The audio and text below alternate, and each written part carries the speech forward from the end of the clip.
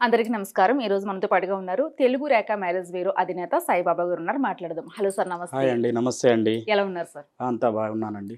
Sir, మీతో నేను మాట్లాడినప్పుడు సార్ మన దగ్గర ఇంటర్ కాస్ట్ మ్యారేజెస్ కూడా ఉంటాయా? అవునమ్మా, హ్మ్. చేశానమ్మా. హ్మ్. ఇంటర్ క్యాస్ట్ ఎలా ఉంటారంటే, ఇప్పుడు మదర్, ఫాదర్ వేరే క్యాస్ట్ చేసుకొని ఉంటారు పూర్వకాలంలో. అవును.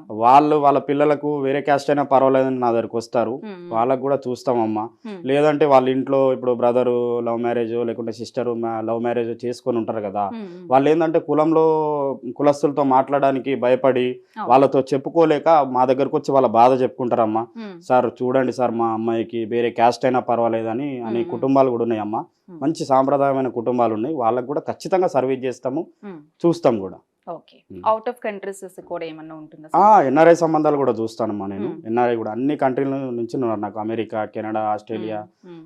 న్యూయార్క్, మన న్యూజిలాండు, ఓకే. ఈవెన్ జమైకా నుంచి గూడా నాకు కస్టమర్ ఉన్నారు. ఓకే. సౌత్ ఆఫ్రికా నుంచి గూడా ఉన్నారు.